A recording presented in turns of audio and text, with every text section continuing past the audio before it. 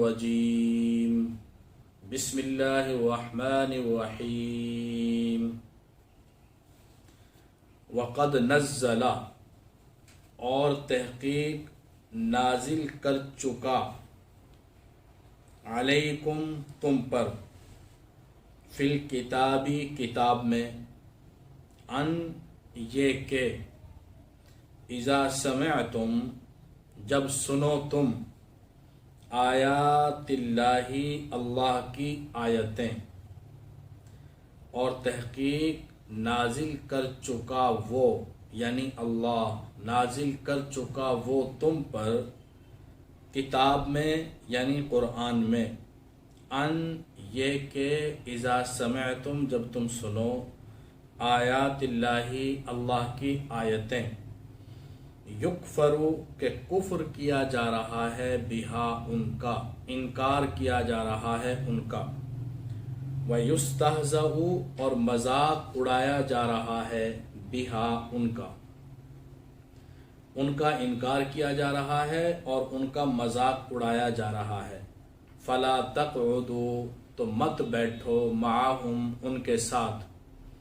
حتیٰ یہاں تک کہ یخوضوا وہ مشغول ہو جائیں فی حدیث غیرہ اس کے علاوہ کسی بات میں حتیٰ یخوضوا یہاں تک کہ وہ مشغول ہو جائیں فی حدیث کسی بات میں غیرہ اس کے علاوہ قرآن کی آیات کے انکار کے علاوہ کسی بات میں یا مذاق اڑانے کے علاوہ کسی بات میں مشغول ہو جائیں اس وقت تک تم ان کے پاس نہ بیٹھو جب تک وہ اس میں مشغول رہیں یعنی اللہ کی آیتوں کے انکار کرنے میں مشغول رہیں اور ان کا مذاق اڑانے میں مشغول رہیں اس وقت ان کے پاس مت بیٹھو کسی اور گفتگو میں لگ جائیں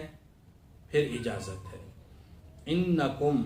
بے شک تم اذن اس وقت مثلہم ان کی طرح ہوگے انکم بے شک تم اذن اس وقت مثلہم ان کی طرح ہوگے ان اللہ بے شک اللہ جامع المنافقین جمع کرنے والا ہے منافقین کو والکافرین اور کافروں کو فی جہنم جہنم میں جمیعاً اکٹھے بے شک اللہ جمع کرنے والا ہے منافقین کو اور کافروں کو جہنم میں اکٹھے۔ اس آیت مبارکہ میں اللہ رب العزت نے فرمایا کہ ہم پہلے بھی قرآن پاک میں یہ ہدایت دے چکے ہیں کہ جب اللہ رب العزت کی آیات کا مذاق اڑایا جا رہا ہو ان کا انکار کیا جا رہا ہو تو اس مجلس میں شریک ہونا جائز نہیں ہے۔ سورہ انعام کی آیت نمبر 68 میں اللہ رب العزت نے یہ حکم پہلے بھی دیا تھا یعنی مکی زمانے میں جب صحابہ رضی اللہ عنہم اجمعین مکہ مکرمہ میں تھے اس وقت مشرکین مکہ قرآن کی آیتوں کا مذاق اڑایا کرتے تھے قرآن کی آیتوں کا انکار کیا کرتے تھے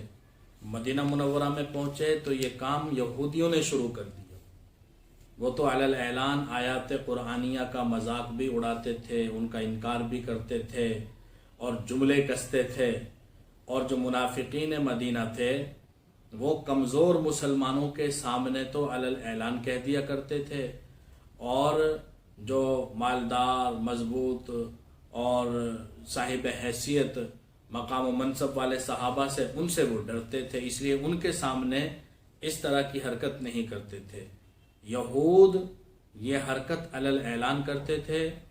منافقین علی الاعلان کرنے کی تو جرت نہیں کرتے تھے البتہ جو کمزور مسلمان ہوتے تھے جو بیچارے ان کا کچھ بگاڑ نہیں سکتے تھے ان کے سامنے وہ بھی یہ حرکت کیا کرتے تھے۔ سورہ انعام میں اللہ تعالیٰ پہلے بھی یہ حکم دے چکے مکی زمانے میں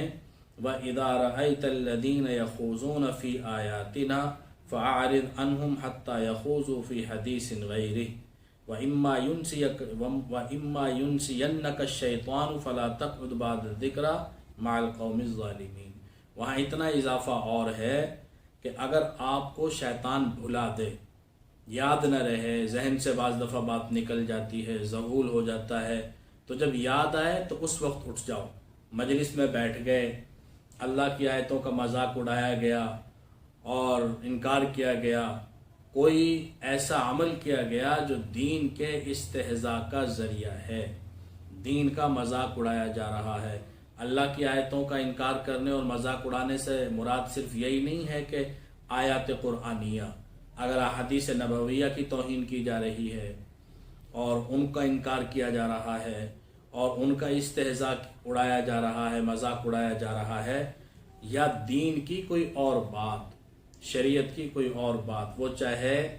قرآن ہے، چاہے احادیث نبویہ ہیں، چاہے فقہی مسائل ہیں، دینی باتوں کا انکار کرنا، ان کا مذاق اڑانا درجہ بدرجہ، قرآن پاک کا مذاق اڑانا اور انکار کرنا وہ بہت بڑا جرم ہے، اور اس سے نیچے آ جائیں گے دین کی دیگر باتوں کا جو احادیث سے ثابت ہیں، اخبار احاد سے ثابت ہیں، یا وہ تاریخی اسلامی باتیں ہیں، تو وہ اسی اعتبار سے انسان گنہگار ہوگا۔ تو اللہ رب العزت فرما رہے ہیں وَقَدْ نَزَّلَ عَلَيْكُمْ فِي الْكِتَابِ، تحقیق نازل کر چکے اللہ تعالیٰ تم پر کتاب میں، قرآن پاک میں پہلے ہی یہ بات بتائی جا چکی ہے، ان یہ کہ اذا سمعتم آیات اللہ، جب تم سنو کہ اللہ کی آیتوں کا یکفر بہا، ان کا انکار کیا جا رہا ہے، ویستہزأ بہا، اور ان کا مذاق اڑایا جا رہا ہے، فلا تقعدوا معہم، تو ان کے ساتھ نہ بیٹھو۔ آپ علیہ الصلوۃ والسلام نے تو یہاں تک فرمایا کہ جو آدمی اللہ پر اور یوم آخرت پر ایمان رکھتا ہے اس مجلس میں ہرگز نہ جائے، اس دسترخوان پر ہرگز نہ بیٹھے کہ جس پر شراب کا دور چل رہا ہے، یعنی دین کا مذاق نہیں اڑایا جا رہا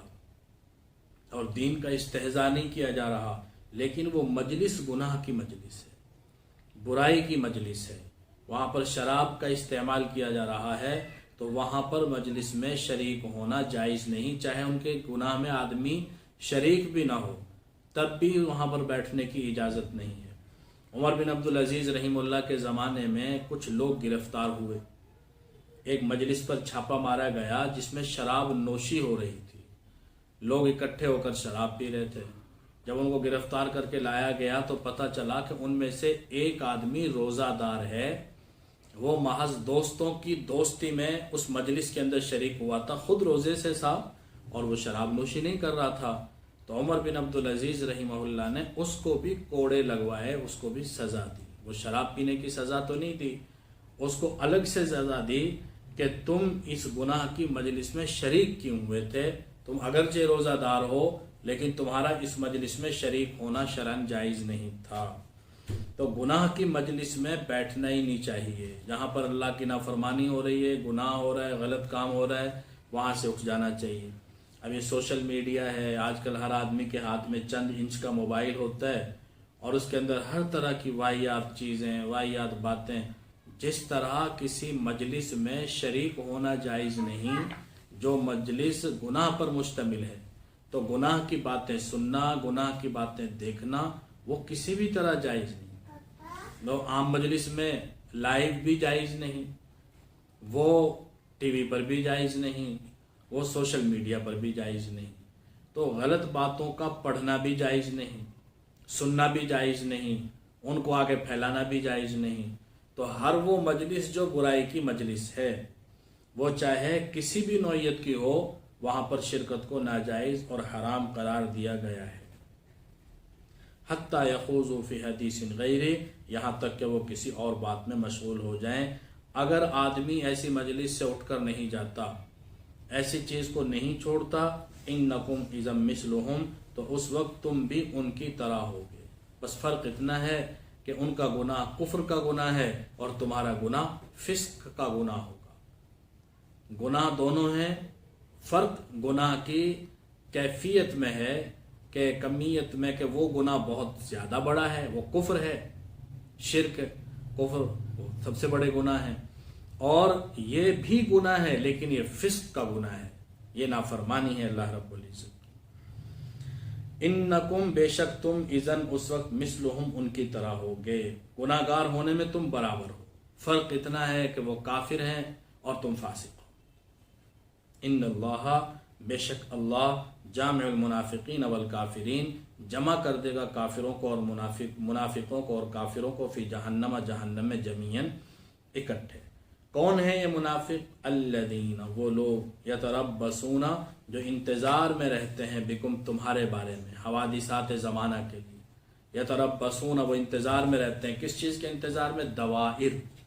کہ حادثات زمانہ تمہیں پیش آئیں، کوئی مصیبت آن پڑے،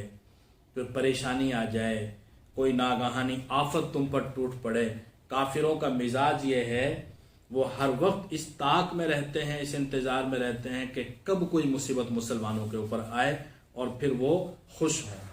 الذین وہ منافقین یتربصون بکم جو تمہارے بارے میں طاق میں رہتے ہیں۔ فإن کان پھر اگر ہو لکم تمہارے لیے فتح اگر تمہیں کامیابی ملے، فتح ملے من اللہ اللہ کی طرف سے، قالو تو کہتے ہیں الم نکم معکم کیا نہیں تھے ہم تمہارے ساتھ۔ منافقین کا وتیرہ یہ تھا کہ اگر مسلمانوں کو کامیابی ملتی، کسی جنگ میں فتح ملتی، تو دعویٰ کرتے اسلام کا اور کہتے کہ ہمارا بھی حق ہے، ہم تمہارے ساتھ نہیں تھے، ہم تمہارے ساتھ نہیں گئے تھے، ہم مسلمان بھی ہیں اور تمہارے ساتھ جنگ میں بھی شریک تھے۔ وَإِن كَانَ اور اگر ہو للکافرین کافروں کے لیے نصیب کوئی حصہ،